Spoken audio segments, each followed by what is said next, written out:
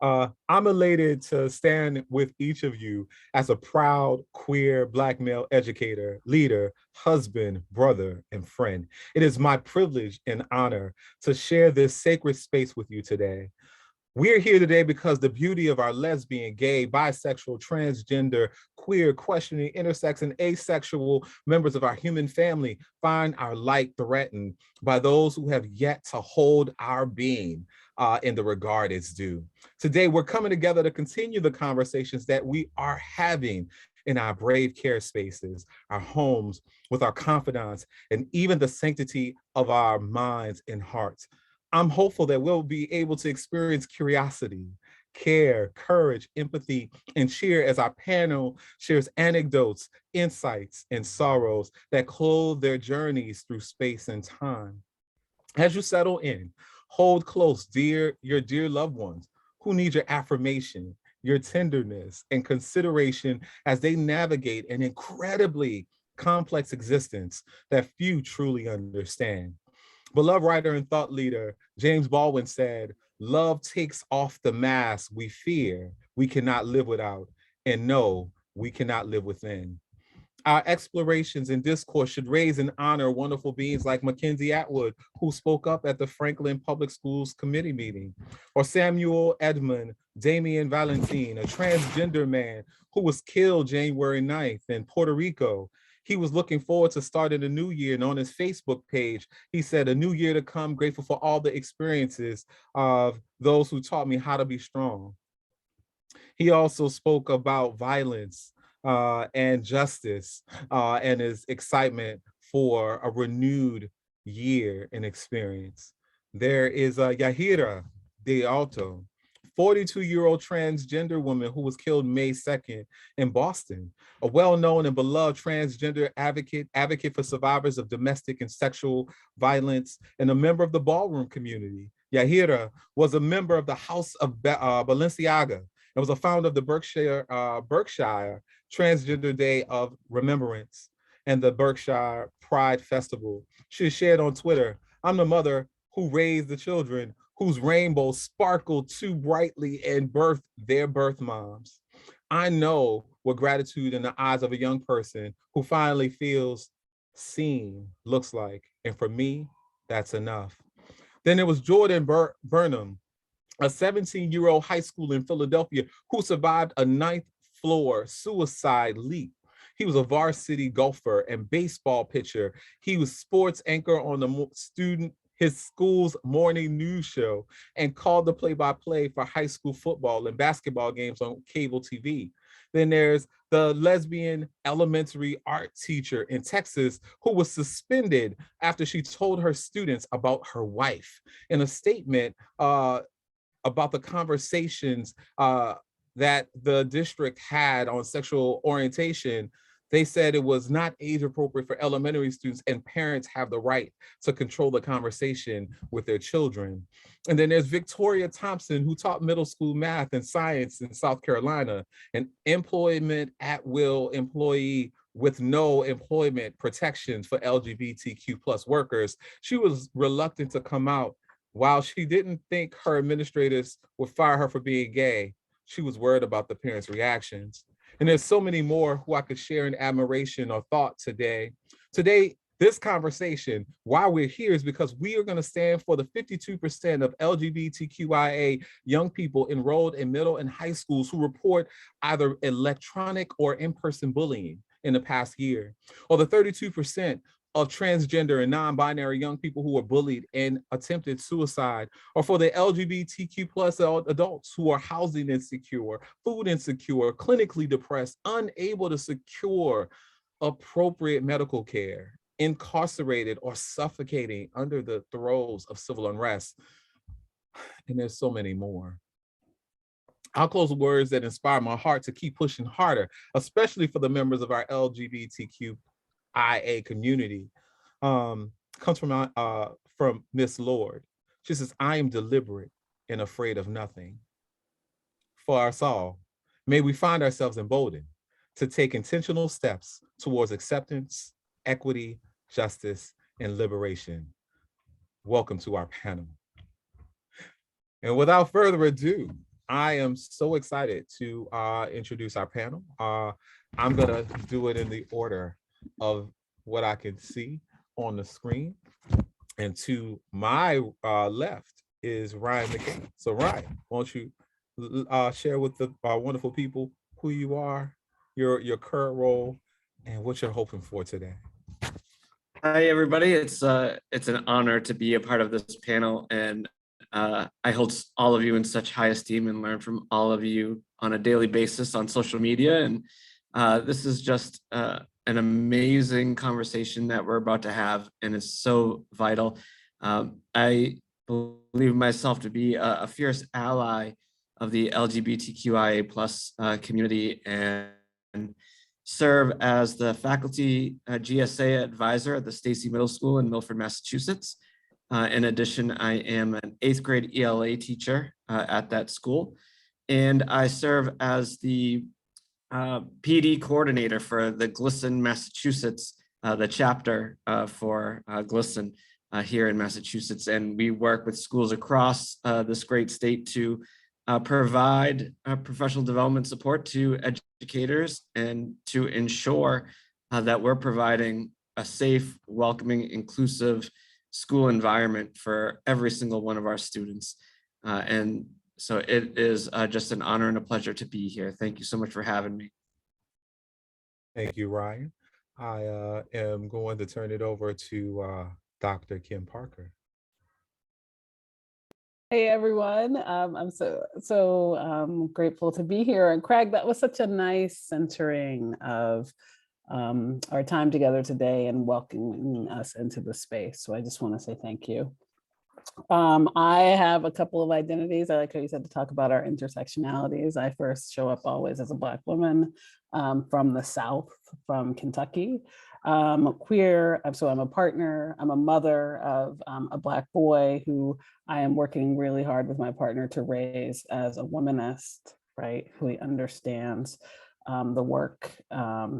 Also, I have worked as a public school educator for about 20 years, mostly with high school students. That's where Craig and I have met years ago, right? I'm a huge fan of the work that he does with young people and our children. And in that time, right, have been a GSA advisor, have done work with GLSEN also. And currently I work with, still with high school students as a director of the Crimson Summer Academy at Harvard.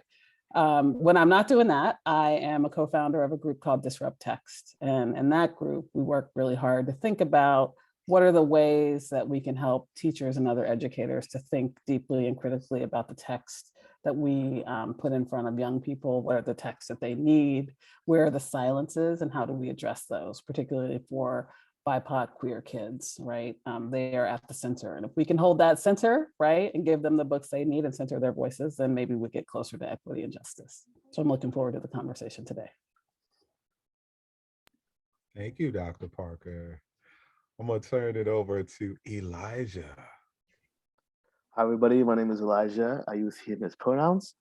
And I am a Black transgender man. I'm also Nigerian. Immigrant, became a citizen in 2015. Thank goodness. Through my mom's really, really hard work, right? I have so many different identities, but I think I primarily show up to other people looking like a cisgender Black man, but knowing that my being transgender, being a bisexual man, and having those identities and walking through life that way has really just shaped how I see so many different things, especially having lived as both lived life as a Black woman, and then going to living life as a Black man. And that has shaped my ability to, my advocacy, because what I primarily do is first working with the Safe Schools program to provide LGBT cultural competency education to administrators and school staff members so that they can understand the importance of creating safe and supportive learning environments for LGBTQ students so that they do not have to focus on facing discrimination in school, right? They can actually focus on their education because we know that the discrimination that the students have to go through affects their ability to engage in their education fully and also affects their ability to feel good about themselves, to have that inner strength and say that they're worth it. We really want to make sure that our students have good mental health so they can focus on what's actually important. And then I also work as a GSA advisor. I'm sorry, not GSA advisor, but a GSA support coordinator. So I support GSA advisors in creating GSAs, maintaining them and expanding them, as well as bringing in different organizations in Boston to support them, and also helping them create any initiatives in their schools that they deem to be important, like for instance, getting gender inclusive bathrooms. And then, recently I started working at Fenway Health as a program coordinator for their Fenway Health Institute, where I will be helping coordinate different educational initiatives for doctors who want to create LGBTQ inclusive care. So I get to wear many hats, and my overall goal is always to make sure that LGBTQ people can actually walk into a space and exist and thrive, and not have to face any level of discrimination just because of who they are, and they can actually access the things that they need to access, just like everybody else. And that's always been my goal, and what I hope that we can share with everybody today. Thank you, Elijah. And Elijah is going to be joining me next month, or our school community next month.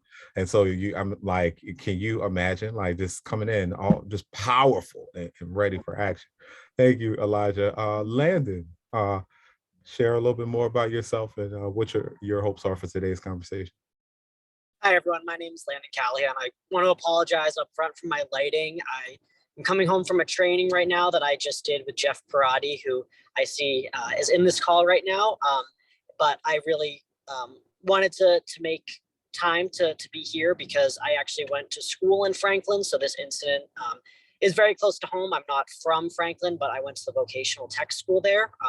And my connection to this work, alongside Elijah and Jeff, I work with the Safe Schools Program for LGBTQ students, which is a joint initiative at the State Department of Early and Elementary and Secondary Education, as well as working with the Massachusetts Commission on LGBTQ Youth. So we're a joint initiative of those two programs where we primarily support students, their families, and their schools around this topic of LGBTQ students. So I'm really looking forward to hearing other people's perspectives.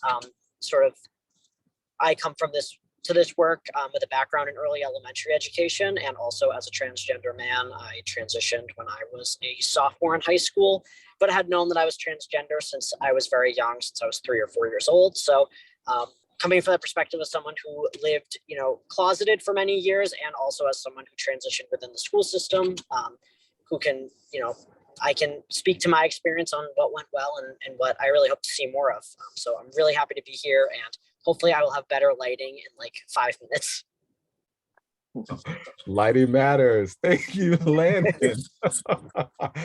And I'm going to turn it over to one of the men and leaders who I highly regard and respect, and he has stood so strongly in so many identities, and I've had the privilege of standing with him in principalship prior to my transition into this wonderful world I'm in, around here. But turning it over to Rodolfo. All right. Thank you for that, Craig. My name is Rodolfo Morales. I am a very proud Puerto Rican, Bostonian, townie, taken all of the lines to get everywhere in my time in Boston. I've lived on all the lines. So that to me is part of my background, and I'm really excited to be here. One, to hear from all of the panelists and learn from them too, and also share a little bit about my experience in traditional schooling in Boston as a student, also in parochial schools, and my work as an educator and school leader in Boston. It's very interesting to hear some of the experience already coming from the panelists, and even Craig, your introduction was very powerful as well. And it brought me back to just memories, right? And thinking about how was it that I got to this point where I am now, the proud principal of a small inclusion school in the city of Boston, a city that has raised me. And to me, the reason why I do the work that I do is to make sure that we're building affirming environments where we acknowledge, recognize, value, protect students so that they can develop into their best selves. And we do that not only through prioritizing that socially emotional learning and development, but also making sure that they're doing that while they're learning material, while they're reading text, while they're doing the math, while they're doing the critical thinking. We don't silo it, we have to do it together. And so I'm really excited to see how we have this conversation here today. Thank you. So today we're gonna, the panel is gonna be having a conversation. This is a conversation. The conversation is especially, centered on the fact that there are so many who are in the community who are incredible allies, accomplices, disruptors, who are continuing to emerge and evolve in the journey and are standing with us.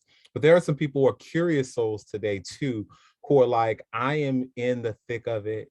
I don't understand the experience, but I understand on some level I'm supposed to stand in the gap for young people and adults who need me. And so today's this conversation is to really broaden that perspective, hope to strengthen that toolkit. Now the onus is on us as individuals to do our individual work to continue to grow and evolve, but please feel free to take all the good stuff you can from this conversation. And we at Massachusetts ASCD, we are willing to continue to support individuals and other community members across the Commonwealth and globally in this work. So we don't want you to feel like you're standing here by yourself. I am also, not just a board member for Massachusetts ASCD, but I'm also a commissioner for the Massachusetts LGBTQ Commission as well. And I'm honored to be in partnership. So I'm just going to set some norms and just more of an ethos, a way of living and thriving in our conversation today. So this is how I want you to think about it as we do our Q&A and conversation. One, we should engage with positive intent and regard about the human who is in front of us. It's very important to just center yourselves there.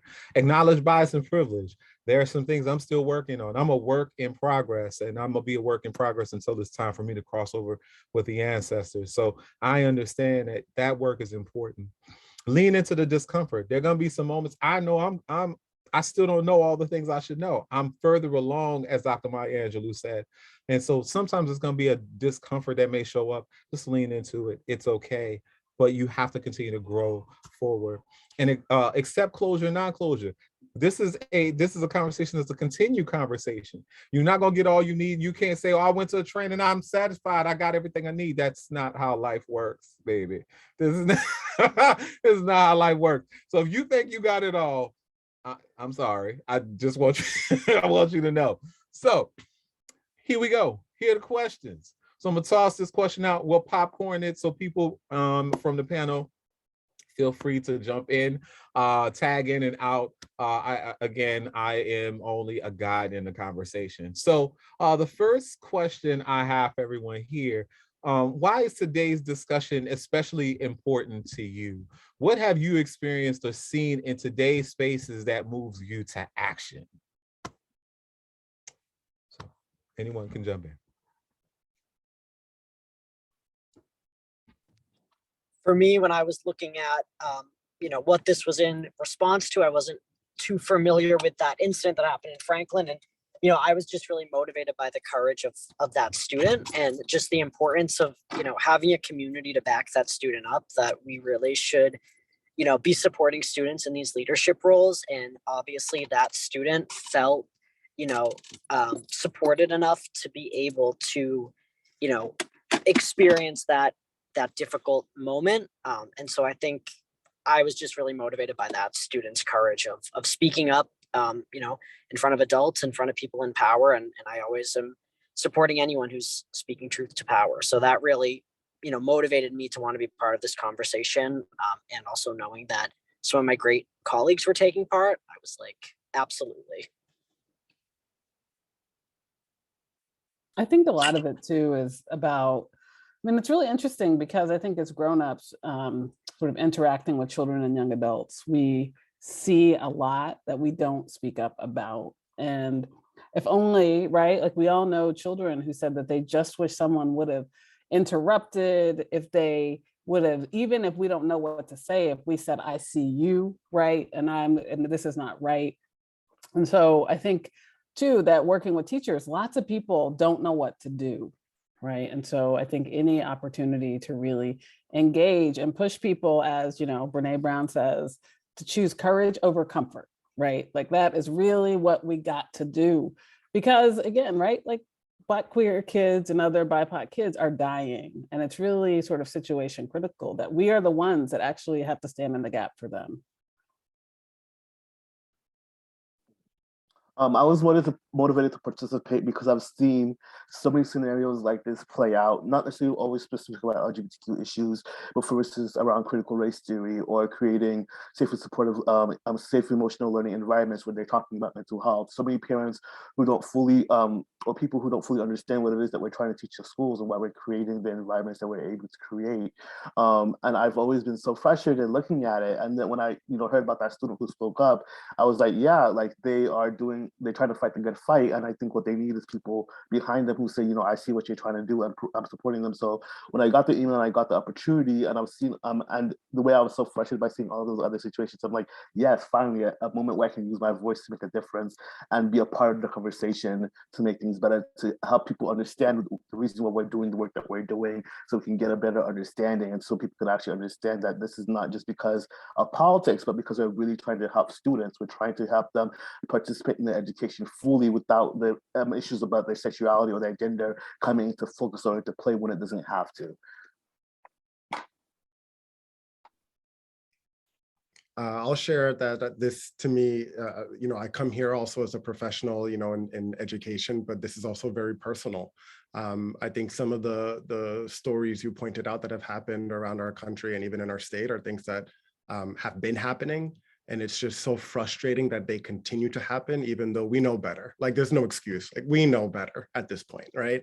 And I get that, change takes time, but it shouldn't have to take this time because change is, as Dr. Parker said, like Black and Latino, BIPOC, LGBTQIA students are dying because of this. And if they're not dying physically, it's like what Bettina Love has shared, we're spirit murdering kids. And so to me, like that is what brings me here.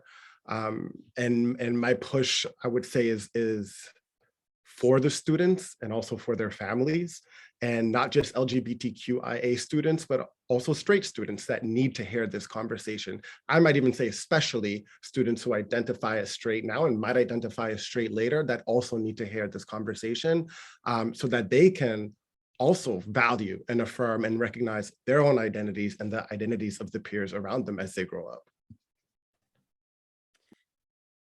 Yeah, and for me, it comes back to the children and hearing their stories on a daily basis and their desire to feel included and welcomed, and the fact that they don't at times is heartbreaking. And to talk about what Dr. Parker talked about with the adults needing to feel confident and comfortable in interrupting biases and hate speech in our schools. One of the things that I continually go back to was a climate survey in 2019 where students responded, and less than 15% of those students said that they've ever experienced school staff, adults, intervene when they have overheard homophobic, transphobic comments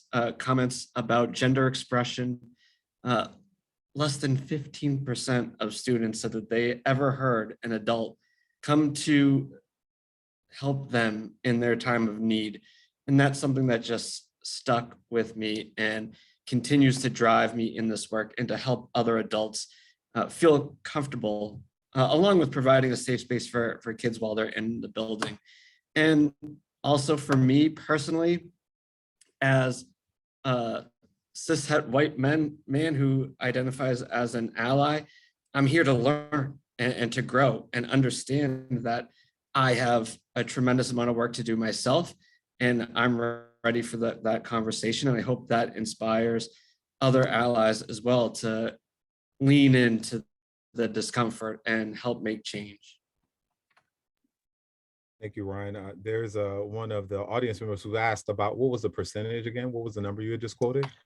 It was actually, I said less than 15, it was actually 13.7%.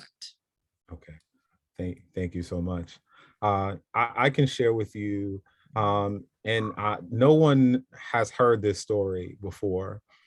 In serving in Boston, Boston Public actually, people appreciated the fact that I am cisgender.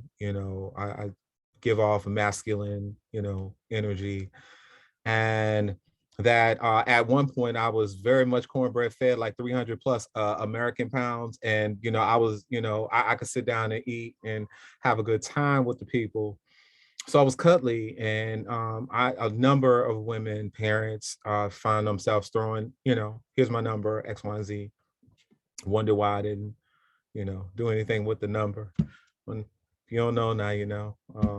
But what I understood was it was important for me to be cisgender and masculine, but I didn't know how people felt about me being queer and being a Black male and a teacher. Many times Black male educators, at least in the conversations they've been on, honorable enough to share with me in confidence, we've not felt the level of safety to be able to be ourselves, because people have these presumptions that we are trying to promote a lifestyle, or we are trying to indoctrinate their children. And what is most fascinating in my career, in my life, is kids inherently understand an energy that isn't even spoken. They know where safety is. And so it never mattered who I dated or how I showed up. It was like, is Mr. Martin going to love me today? Even when I do crazy stuff, is he going to whatever? Did they ask me if I'm married? Of course. Did they ask you if I got kids? Sure. Did they ask if they can come home with me? Absolutely. I had a concern about the emotional safety from the adults around me, from colleagues who I love and adore to this day, administrators who were supervising me, but I didn't feel safe enough to be all of myself. But I was authentic enough in some spaces where the kids who needed me and said, hey, Mr. Martin, I'm struggling, I am X, this is my situation, how am I going to navigate it? They knew that they could share that with me safely, and knew I was going to give them back care and TLC and guide them. But I can tell you that I stand in the gap because I don't want another educator, especially men, to feel like they can't stand in all of themselves like I did. I was in the shadows. It's recently that I felt more proud to just be all of myself and put all of my beauty and sparkle and unicorn dust out there. But at points, that was because I'm like, at this point, and I'm further along in my life than I was. I'm like, if you can't appreciate, affirm, and stand with me in this, after 20 plus years of dedication in the work I do, then you never will. And I'm all set with you. So I would say, there are a lot of young people who look like me and share some likenesses who need someone to sense the silence and not allow the kids to suffer. So I'm hopeful that we will also do that work.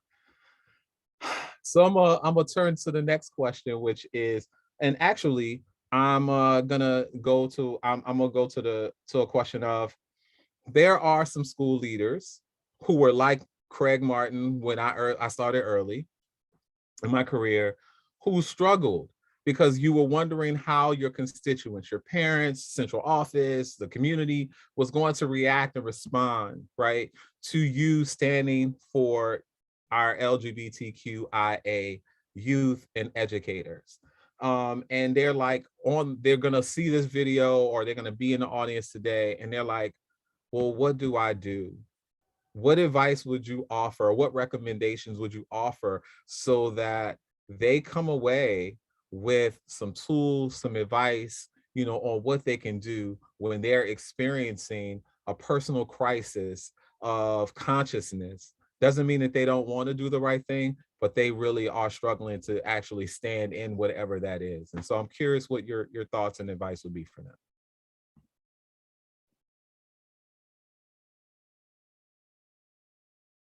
Okay, fine. I'll go. I like that, the pause. Who's gonna go? All right. I think that there's a couple of things, right? I'll take it from like a literacy angle, but I'll also take it from just as a school leader, like look at the language that you use. First of all, right? Is it really inclusive? Do you say, when you're talking about parents or caregivers, do you just assume that everyone is like a binary, right? Like what are the word, and like what if you're a child, like I have a 7-year-old, right? He has 2 moms. He's always like, well, like just make it easy for them. There, you know, like there are just ways that we can normalize, right? All kinds of families. And that's particularly important for young children who are trying to like figure out their, you know, their like social relationships. Also in terms of, hey, the BT, and in terms of thinking about where children see themselves depicted in classroom materials, right? I really appreciate the fact that it's not nearly enough, but we have more and more diverse queer books, and that we have to work really hard. School leaders have a lot of power, right? Like make sure that teachers can get those books into their classrooms, help your teachers know how to use those books, right? It's not enough to have them on your shelves, but use them for read alouds, right? Let them to encourage conversations, have them in book clubs, have them all over, because you should just assume that you have queer kids in your classes, right? You should just assume that you have queer families. And if you are saying in your school documents that you value all people, right, then really be about that. And just know, right, that we're out here, right, we're sending our children to school. We have the same expectations that everyone else does, and that you can make really substantive changes. You just got to do something.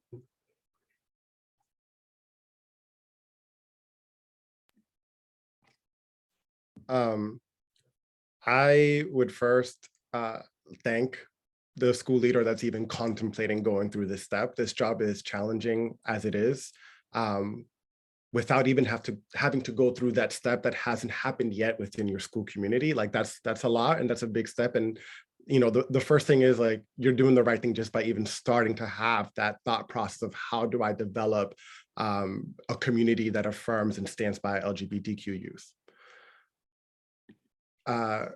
Dr. Parker, you mentioned like, you know, what is the language and the mission? I think you shared something about like the school language that's being used, but also in the mission, right? Around positive identity development. I think that is big.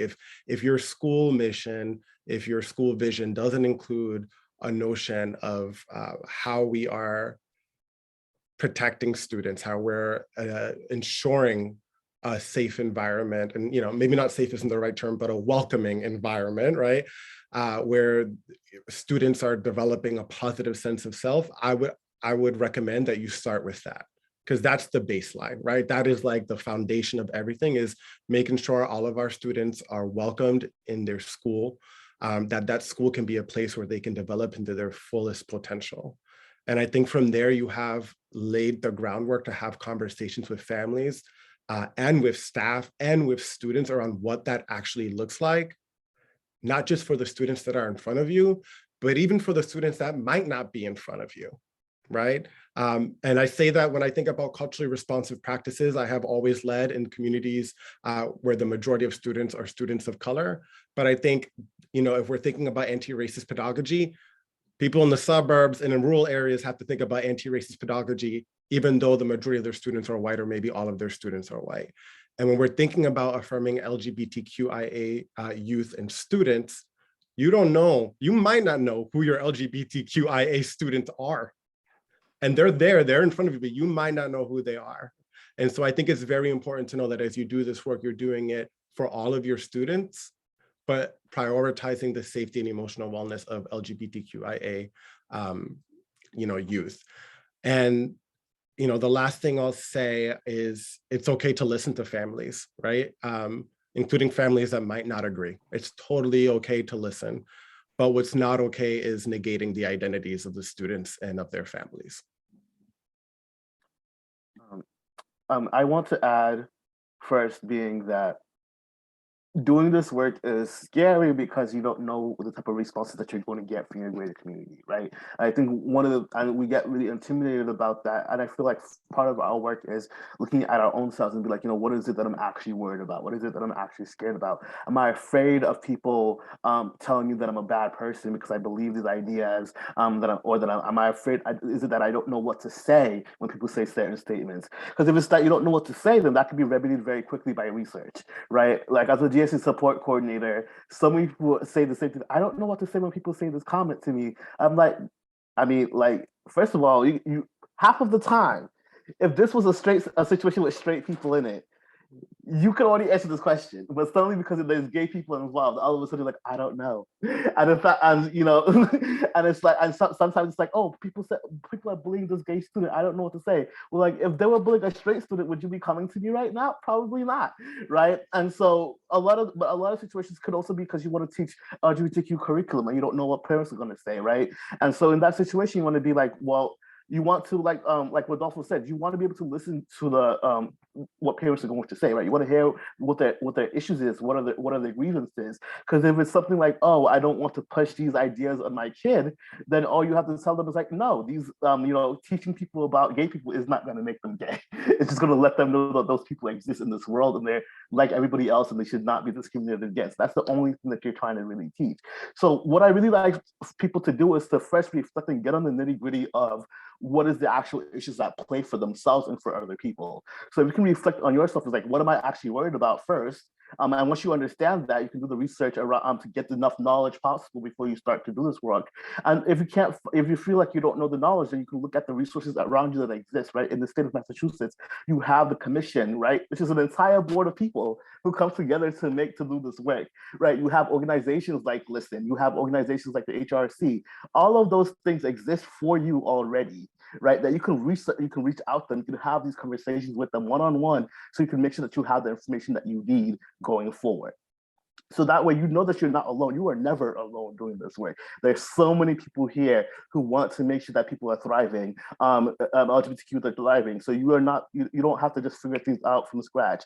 And so you're never going to be doing it by yourself. Now, if you're afraid of backlash and losing your job, all of those things, well, you have to ask yourself, is this worth it, right? And for me, the answer is always yes. The wellness of my students is worth it. If you were going to fire me because I'm advocating for LGBTQ youth, then I don't want this job. So like that is what I'm always going to say, look at what is the most important to you. And for me, it's always going to be young people. And it's always going to be, the well-being of people who deserve to be heard and seen, regardless of whatever identities that they hold. That is far just most important to me. Yeah, and to piggyback off of what Elijah was saying too is, understanding, is what I'm about to do worth what could come to me? And for me personally, like these posters back here, they're not coming down until I walk out of the door for the last time. And I'm completely okay with that. And I think that's has to be number one.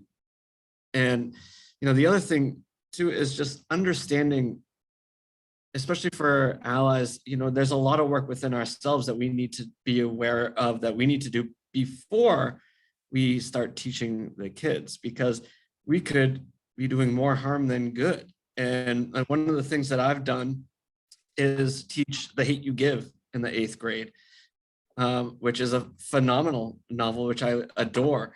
But I had to do so much work myself before I even thought about starting it in the classroom, because I knew that I could do more harm, especially to the Black students in front of me, if I just tried to wing it. And that's the same thing when I'm discussing LGBTQIA plus issues in the classroom.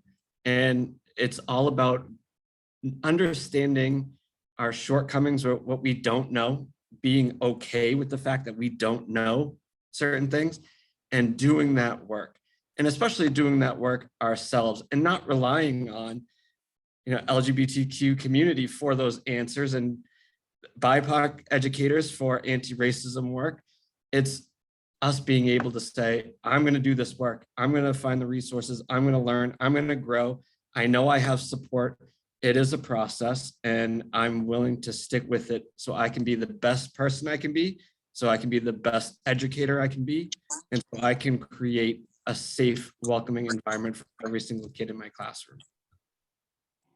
And I would also echo what Elijah said with that, you're really never doing this work alone. And, it's find the people who care in your own school. Outside resources are always available, but who do you have in your own building? And sometimes, and, unfortunately, oftentimes it's not the people who should be the ones who care, but there are people who do, whether that be a classroom teacher, a school nurse, bus driver, a librarian. There's always someone who will have your back, and there's strength in numbers. So really, I appreciate that, Craig. I have improved my lighting and hopefully my internet connection. But yeah, again, I think this is a lot about finding that community and also involving students. That students are going to be the best advocates for themselves. You just need to give them the tools to be able to do that. They're going to know what they need in school better than we as the adults would know. I think involving students, again, not expecting them to take leadership opportunities, but to let them know that their voice has power and that they should be involved in these decisions, because these are the decisions that ultimately are going to affect them. It's great to work in an environment that's supportive of students. These are the students who are going to need those resources. So find the people who care, contact your outside resources, and really just have faith in what you're doing is in the best interest of our students, that this is life or death work in a lot of cases, that now is the time to do it. It's never too late to start having these conversations and to start making these changes. Can I add something? I talk a lot, so you're gonna have to tell me when to cut it. No. I was hearing a lot about voice, using your voice from Landon and Ryan, and I thought about something that I often and frequently have to do, just because of my own identity as being queer and Latino, and recognizing that my voice, even though I might be saying the same thing, might be heard differently depending on the person who's listening. And I heard a lot about, finding your allies, finding other people that can support you in this work. I do that. We all have to do that. We don't do it alone. But I also share this in terms of folks who might have intersectional identities where your voice might be received differently. Sometimes it's okay to have a friend that needs to be there to revoice what you said, to repeat what you said. I'm gonna give the example. In my school, I have a phenomenal kind of like second leader who is a cis woman, identifies as straight, very white. Oh, I use her privileged voice and it helps, okay? It helps. And so like, I think about that in terms of finding your allies and like working together with them to think about, how are our voices, how might they be perceived differently, because bias exists, bias is around us. And what am I gonna say and what are you gonna say as we plan this conversation within our community? I was just trying to see who else was going to jump, off the mute button and jump into the conversation. One of the things that I think about, and thank all of you for what you shared so far. It made me think about a question. I was doing a diversity, equity, inclusion, belonging set of workshops for a particular state that's near us. And I love and adore the people there. But there was a question about, well, everyone is, is very homogenous, white, rural. We're not going to encounter people who have, a diversity of who, how they show up. And what do we do? Because why would we want to, spend time on people who we might not see? And so I presented to them this conundrum, and it really is it's about perspective. You can make a decision as a leader or as a community that you're preparing your young people for whomever they're going to meet in the global world. Because our kids, our youth, our educators, our parents, our families, our businesses are interconnected to the global world. My kids who are right on the other side shouting and losing their mind because they're doing step practice right now are already using multiple medias across multiple mediums to collaborate, whether or not it's YouTube or TikTok, or they're making, pies, or they're becoming entrepreneurs. They're utilizing skills and tools and resources made by people who they may never see a day in their life. But we prepare our kids, our youth, for the experiences that they will have in the global world. And you will find yourself globally competing and collaborating with people you may never have been in the same zip code with. But we don't prepare our kids to just stay in the zip code. Very reductive, right? It's very reductive if you think like, I'm only training my young people here to be in Roxbury. How sad. How sad is that? And also, I agree with everyone who said, you don't know who's in the space already, who is already nurturing, you know, that question, I am different. I know there's something different about me, but I need to see someone or something that shows me that someone knows I exist. And that could be in the books you're reading, because that's how our kids learn about community and characters and settings and places. Like, you open them up, starting with the books you put in hand, right? So what's on your shelves? Talk to Kim. Disrupt text. She disrupts everybody, all the lives, everything. So talk to her, right? You need to figure out how you're gonna get your teachers in check, because they just seem to be all one way. Mr. Morales, soon to be Dr. Morales, will hook you up like, all right, this is what you need to be doing from a culturally responsive lens, right? So like, if you hear this, they got people right here. Don't be shy. We'll share the resource. I'm talking a lot. I get excited. Let me pull back a little bit. I just wish, like, I'm so glad y'all are in my atmosphere. Thank y'all so much. I'm gonna go back to the next question. I'm changing it a little bit as we go. I'm remixing, because that's what Riley did to Jasmine Sullivan's song, and I think she did a better job. But I mean, I'm sorry. Sorry, Jasmine Sullivan, if you hear it, I love you. I really do. So here's the question.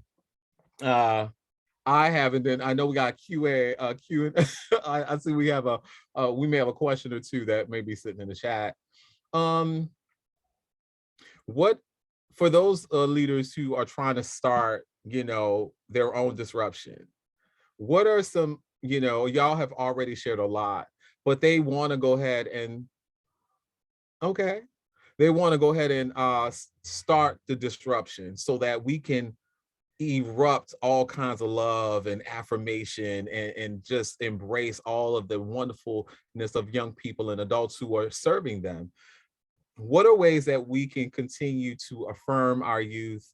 How have you been doing that? What are you championing currently in the work that you do? Or what are some offerings you could give to the community here who are trying to figure out, well, where do I start? Because I don't know how to start this work.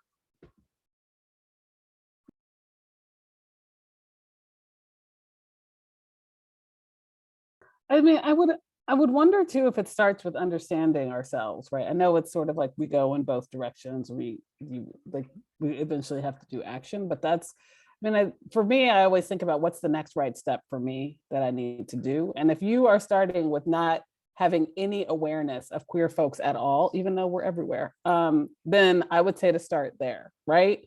And also to think about, because I'm a literacy person, the books, right? There are so many really great books. And if you are in a school, right, like start with the books that your kid around the age of your kids, right? If you're elementary school, there are really great books starring queer protagonists who are not all suffering, right? That's another one. Please do not always share books about our suffering, right? We are quite joyful, as we're all here today, right? And so if you just have particular narratives that are the same thing, imagine what that means for children, right, who are queer, but also think about kids who aren't, right? So they're also then having particular narratives. So I would say there, right, what are the books, what are the texts, what are the podcasts, everything, right, texts are broadly defined, that you can help to start your own journey, right? Like, who are the people that you also need to be listening to, right? Like, social media is great for that. And go from there. I second what Kim says, which is about looking at yourself first, because I feel like if you understand your own stuff, you understand your own conditionings and how the way you think, then you understand how you see the world around you, right? And when you look at when you think about gender and sexuality, you can understand how those things come into play and how you treat other people. There was a story I read about a teacher who saw a little boy playing with a toy doll, and she takes the doll away and gives him a toy truck, and she does it because she wants him to be able to fit in and make friends, right? The concept of that he's being punished for being different, and in her mind, right, it makes sense to her, right? So, but if she was to take the moment to pause and reflect, I'm like, why do I think that's okay? Why do I think it's okay to take the doll away from him and give him the truck so he can make friends, and say, in order for him to fit in, I have to tell him that who he is and what he likes is wrong, right? When you pause and you're able to reflect and look at how your own understandings of the world are can impact how you treat children or how you treat other people who are different, that's where you can start to make the difference, right? Because then you can actually understand, like, okay, if I see somebody who is let's say like a butch woman who's a masculine woman, right? If my immediate assumption is that she's lesbian because she's of how she's dressed, then I can start to understand that I'm making assumptions based on how people look and express themselves, right? And that's a place to already start, right? It's like, okay, maybe I can start making these assumptions every time I look at people who look different from what I expect them to look like, right? And so as you start to reflect and you start to see like, okay, here are the nuances in my own understanding about gender and sexuality, that's where you can start to make those key changes. And then and then you can also start to make those changes in your own language, right? People say things like ladies and gentlemen. We try to advocate to expand your language because you don't know who in your classroom is non-binary, right? When you start to say hi everybody, hi students, hi scholars, right? Now you have more expansive language. If you eliminate gender practices, instead of having kids line up in a boy and girl line, right? You can now just say, okay, line up by what your favorite ice cream is or something like that, right? We've had parents who've come and done presentations with us who talk about how their child didn't want to go to school because on their cubby, it would be a pink or a blue post like board that indicated that they were a boy, right? Now, if that was not there, if that gender practice was not there, that would eliminate conflict. So you want to see what are the gender practices that I am promoting in my school, in my education, in my curriculum that I could eliminate, right? And that is really the basis. That's the start. It's really look at what are the things that what are the things that I am reinforcing in my own life that I can stop reinforcing and that I can actually start to expand. Yeah, and I think starting with yourself in your own journey is so important, and I highly recommend too the social media. Twitter was such an important part for me in my learning, in my continued learning right now. Disrupt Text was huge for me. Clear the Air with Val Brown. I'm going to shout out Clear the Air. Those weekly chats, they helped me learn about what I was missing, what was I not seeing. And I went from there and I transferred some of those resources and things that I learned into my classroom. And so I was able to positively impact the kids that I was with on a daily basis. And then as I got a little bit more comfortable and confident in what I was doing, then I would bring it to building administration. And I would say, hey, can we expand this? Can we do this and that? And then from there, we go to the district level. And it looks different in every district. And surely it depends on administrative support. And that's always tremendously important. But I've been lucky enough to have such tremendous support, especially this year with GSA. And one of the things that we're working on now that we're going to be pushing is for gender neutral bathrooms in our school. We don't have that. And we have so many students that have come into my room and they've asked, and that's on the agenda for GSA this year. And that's going to be our top priority and what we're going to be really focusing in on with our advocacy work in the GSA. But I, like others have said, especially for our allies, it starts from within. We have a lot of learning. I have a lot of unlearning to do from my years in education that it's a work in progress. And knowing that it is makes it easier for me to be less defensive when I'm called in. I'm going to make mistakes. I'm going to say the wrong things at the time. And I have to be okay with being called in and listening and learning. And then that's how I do better. And that's, I think, a huge thing that we need to be okay with. Thank you, Ryan. I know Dr. Parker will have to go pick up her young one momentarily. So I don't know if you had any personal closing remarks for the community before you head out, and then we'll open it up for Q&A. Sure. And I'm sorry I have to go right after school ends. You try to do that quick step before they close. So that will be me. I just wanted to say, I'm just so honored to be on the panel and to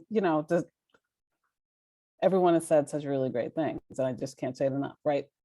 The books can show us the way, and the books invite so many really great conversations. So if you don't know where to start, right, start with the books after you start with ourselves. Bye, everyone. Sending you love. Oh, one of my favorite human beings ever. I love you. Okay, I'm gonna call now. I'm gonna call now. Okay. So here's a question for the group. First question comes from Krista. She says she would love to hear thoughts around Latinx, the intersection of gender and race, ethnicity. Is it consider it more inclusive or perhaps more divisive? So she's kind of curious to some perspectives there.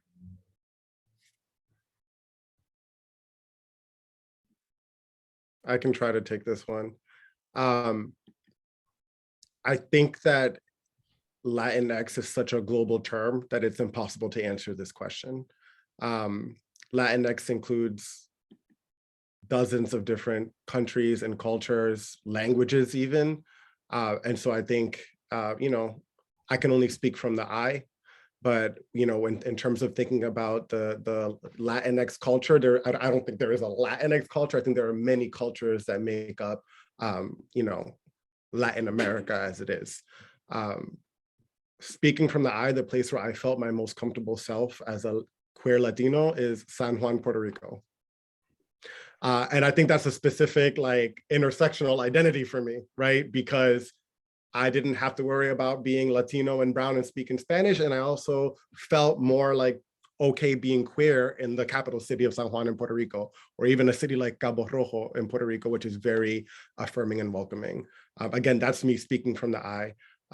But, you know, I would just say that, like, you know, trying to compact what it is to have a, you know, Latinx culture and the views around gender and, you know, different identities, I think is too global of a thing to answer outright.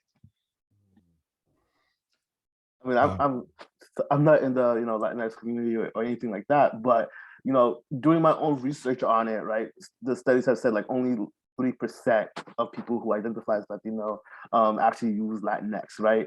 And the thing is, the term was popularized for people in the LGBTQ community is supposed to be a term that's gender inclusive because of the fact that it is a Romance language. The A and the O, that indicates female or male, right? And so people were using Latinx to be inclusive, but then you have to realize by and large majority of people in who are Latino or Hispanic are not queer or in that community. Therefore, either they don't hear it, or they don't understand it, or they find it offensive. I've seen a lot of people say they find it offensive as a term, right? So, but in our journey to be inclusive, we have to understand like who are we trying to prioritize, right? If we're in the context of talking about LGBTQ people who identify as Latino or Hispanic, then I don't think using Latinx is a problem. But if we're trying to talk about an entire population of people, then you might want to say, okay, what is it that the entire population finds the most acceptable? And in that case, you might want to use the more common language.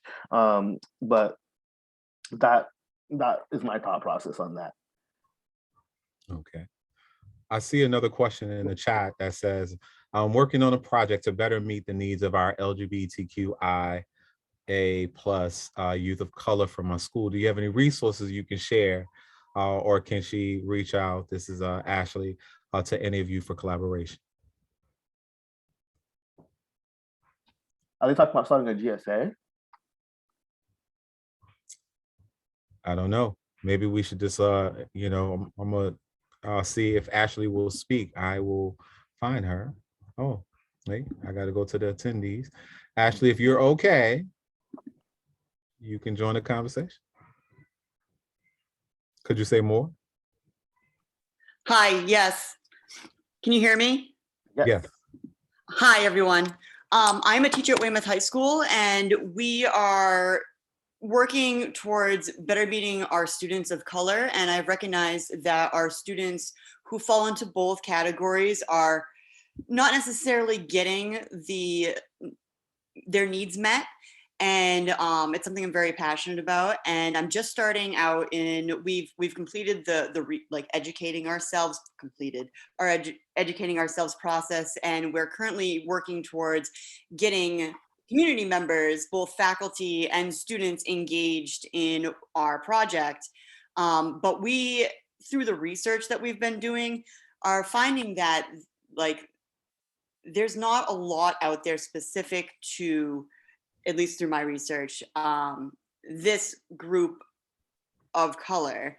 And I know that there, through my research, have found that there's a lot of differences in what it's like to be a white person who falls into this group and a colored person who falls into this group, and how we can better meet the needs of everyone, really, but specifically focusing on our youth of color.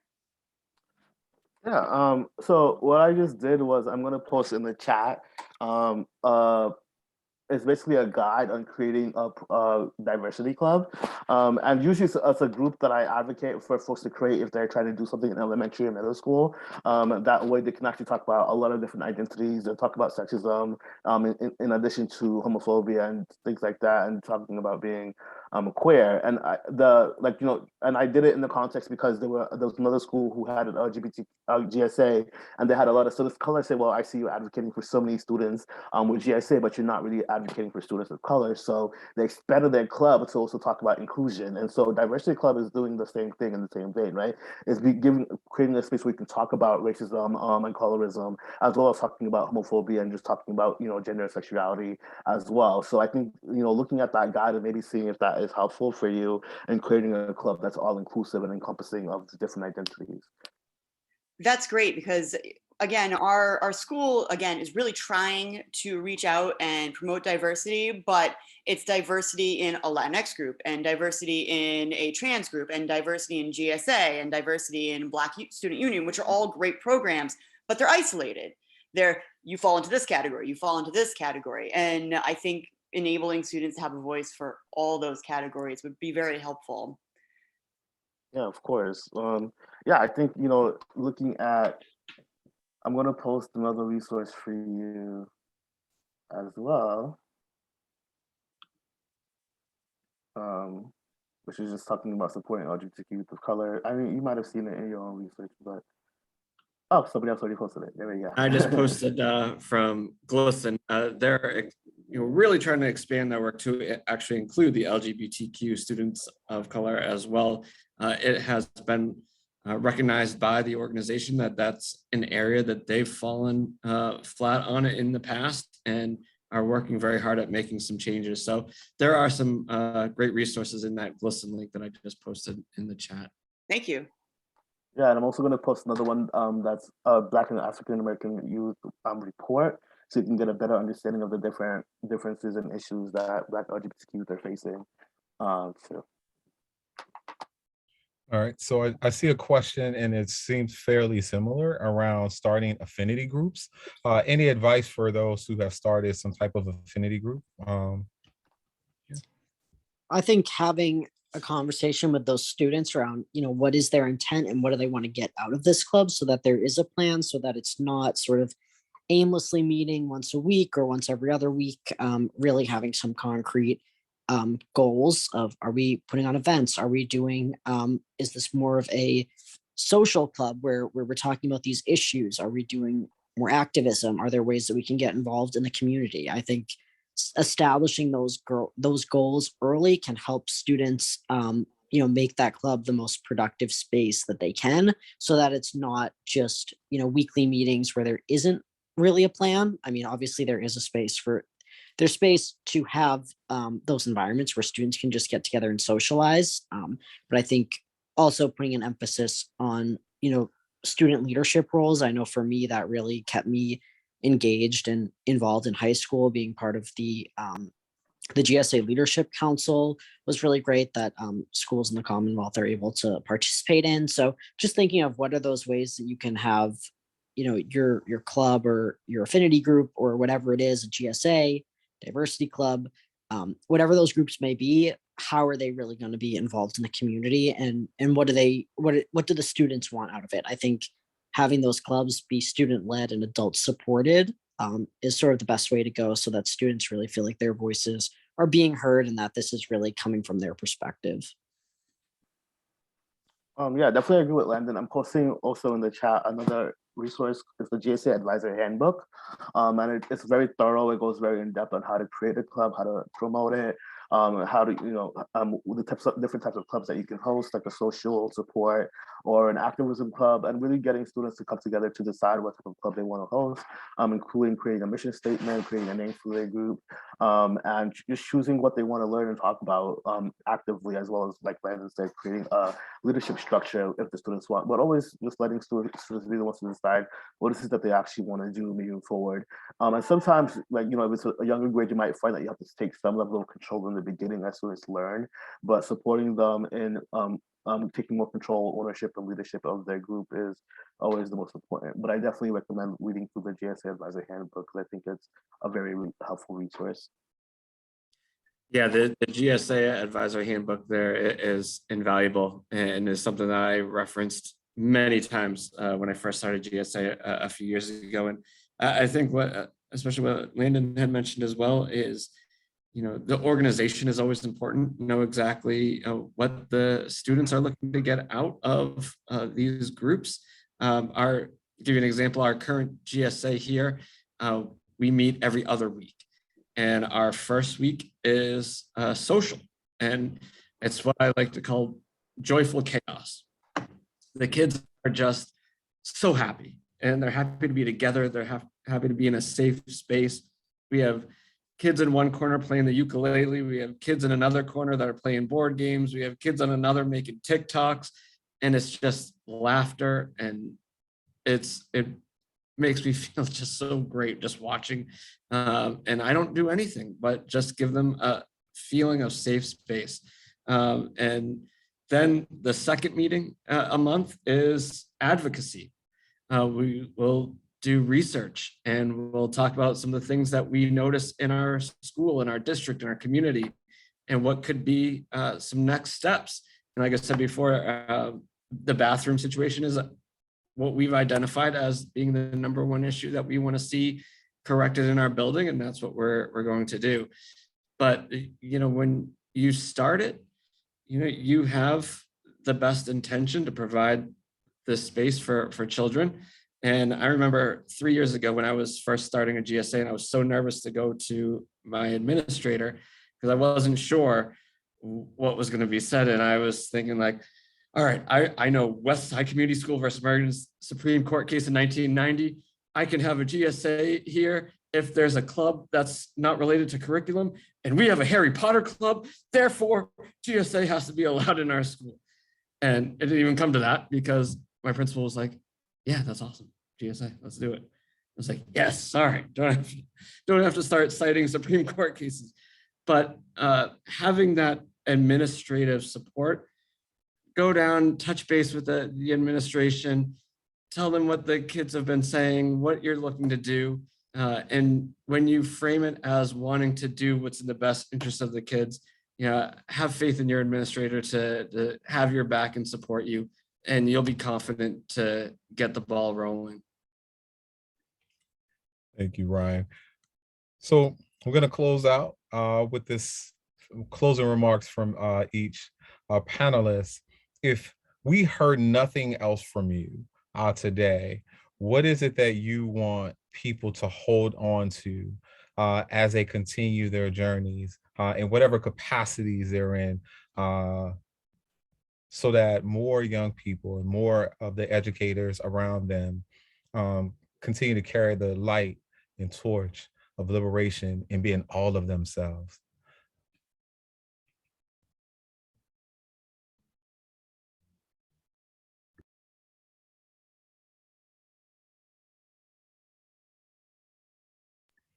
I love this wait time.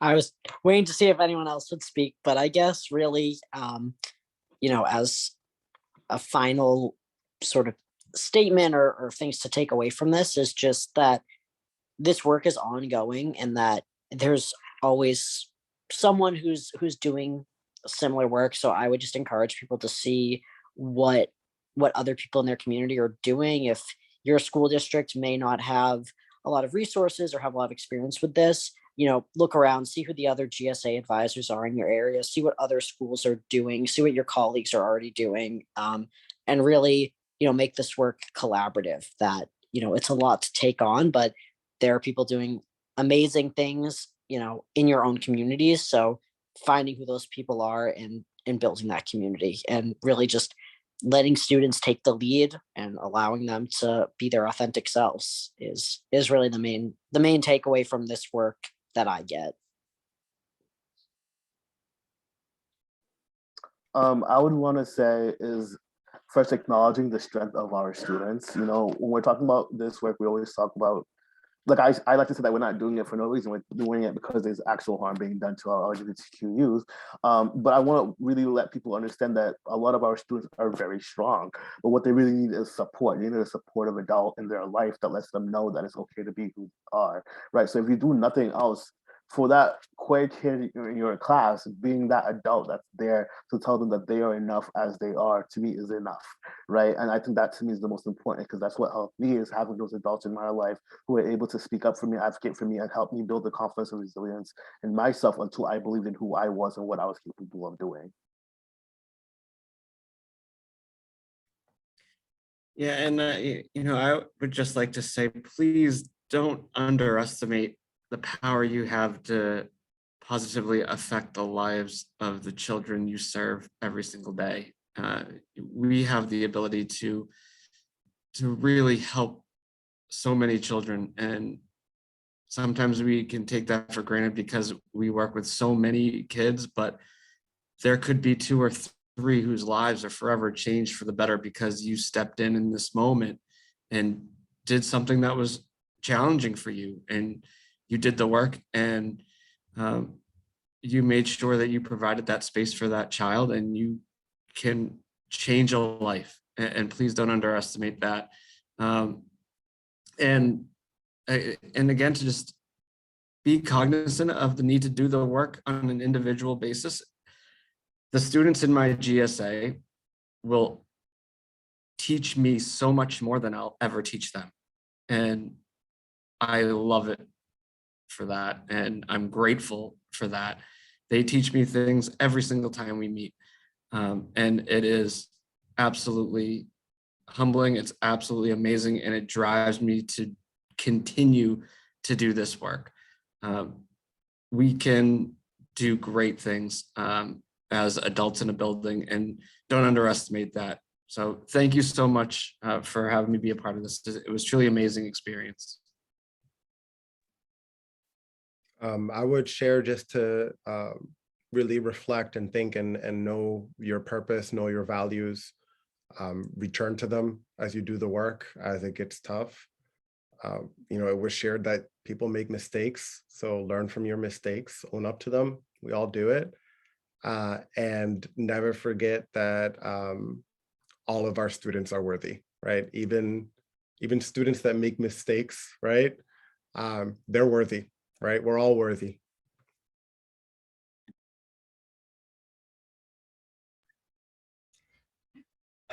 Wow. Wow, young people. This all has me think about Bayard Rustin, who says, we need in every community a group of angelic troublemakers. And I have some people who are creating good trouble right here, who, you know, through their own life experiences and just how they have walked the journey, have decided, hey, I'm not going to allow the status quo to be the way, the light, the truth for every young person we serve. And that you want people to shake all of the rattles and stuff to be able to see things in a renewed way. And I really appreciate each of you. So Ryan, Elijah, Lander, Rodolfo, and Kim, wherever you are, lady, just sending y'all so much love. Thank y'all for joining me and Massachusetts ASCD for this conversation today. We will continue to do this work, stand strong, stand firm. We each can be a great asset to you and support. I don't know for the panelists, if you even just want to drop your, you know, how people can contact you in the chat if they want to continue the conversation. But this has been powerful for me, and I hope that it has been powerful for the rest of the community. So I must see whether or not, Ms. President, do we have anything more before we close out? But No, I just want to thank everybody for joining in today, and thank you for all of the wisdom and ideas. And I love Craig's closing comment of let's keep making good trouble. Hey. All right, young people. Well, I'm gonna wish you all a good night. And you got 5 minutes back in your life. Isn't that awesome? Hey. Y'all take care. Y'all have a great night. Thank each of Thanks, you. everyone. Good night.